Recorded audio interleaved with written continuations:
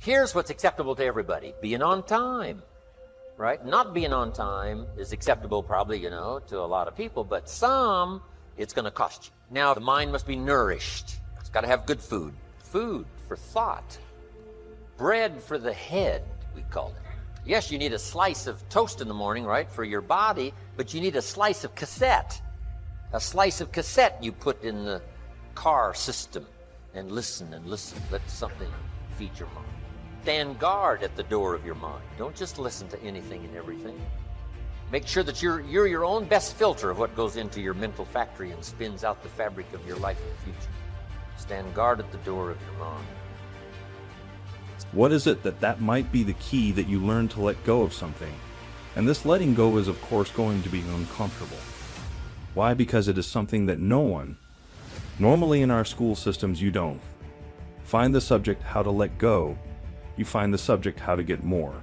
And so that means in that moment when people are getting confronted the first time with this type of teachings it's uncomfortable. And so someone is always confronted.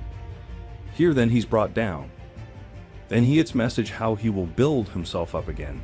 Then he gets smashed down again, and so it continues when we as humans feel something is lacking. The answer is just consume more, which means just go out and look where you're going to find something that is going to fill up that gap, to fill up that hole that you are feeling. That is the approach that we have outside. You need a good library. In this library, you need all kinds of diversity. You need a book on Gandhi and you need a book on Hitler.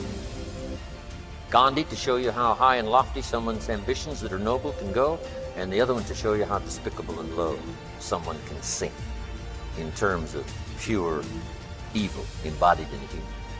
Don't be afraid of the debate. Don't be afraid of the health debate. Don't be afraid of the religious debate, the spiritual debate. Don't be afraid for something you believe in to be challenged, because that's where the vigor and the flourishing of something is. It survives the debate. If it survives the debate, it's a pretty good idea. A senator in Washington, D.C. says, I got a great idea. Somebody says, oh, let's grab it and run with it. Say, no, we don't just grab it and run with it. What's the Senate for? To debate. And the rest of the Senate says, put your idea on the table and let's debate. Let me point out another important distinction between character and charisma. You may have noticed it already. In both its definition and its derivation, character doesn't refer to other people. It doesn't refer to having power over other people or getting other people to follow you or gaining favor with other people. Character is something that you have and that you are. You could be marooned on a desert island and your character would still be important. In fact, it would likely be very important in that situation. But charisma wouldn't do you any good at all.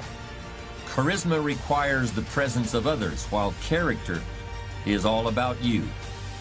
Character is the person you are after you've chiseled and have gotten past all the unnecessary material to what's underneath.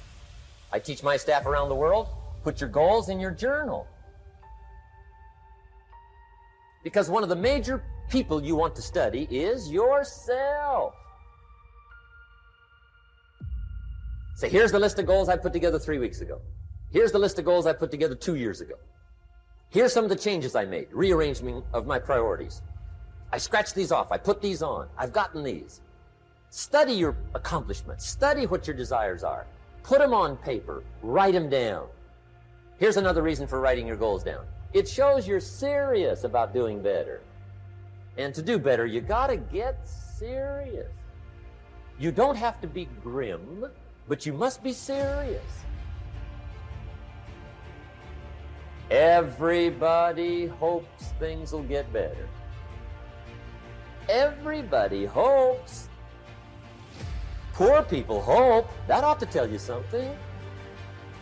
It means the future does not get better by hope. It gets better by plan. Your personal behavior in the marketplace. Not just what you know and what you've learned, ready now to serve in product or service, but a big share of your future success, both economically and every other way, is going to lie in your own behavior. This is part of personal development. How do you affect other people? Is that going to play a role in the kind of income you have and the kind of future you have? And the answer is yes, of course, yes.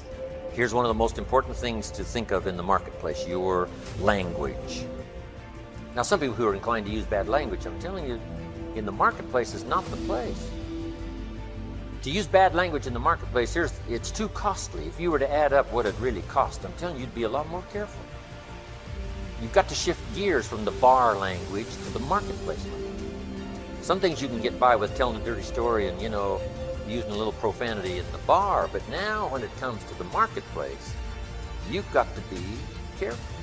Everything will change for you if you will change. You don't have to change what's outside.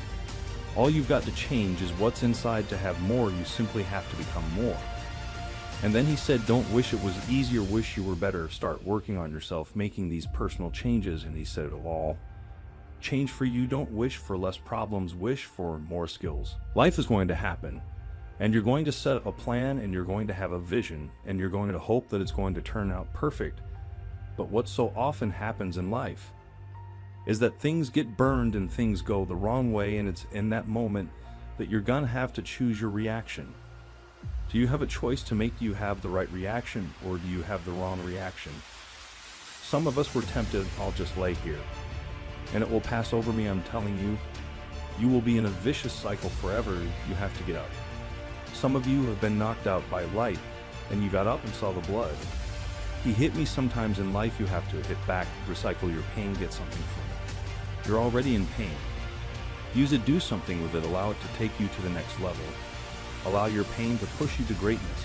Here's a key phrase: beware of using inside lingo on the outside world. All the computer guys had to learn that, right? They got off in this spacey kind of language stuff, and they found out people that bought their computers didn't know how to run them simply because they couldn't understand the language. Now they had to say, well, we can use this language among ourselves, the computer lingo among ourselves, but we got to shift gears now in the marketplace and make this user-friendly in terms of language that people can understand. So, strange language in the inside circle of business and so on is okay, but you have to sort of shift gears now when you get out into the marketplace.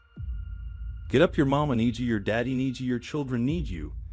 Get up, your why is going to push you. When you can't push yourself, when you want to quit and give up, your why is going to give you that edge you need, that advantage you need, that lift that you need to get to the next level. Your why, you better go inside. You still looking outside for the stuff that's already inside. You're still looking for someone to save you when you're already your superhero. You're looking for some information from somebody when you already got what you need in your head. It's just time for you to get up and be the best version of you.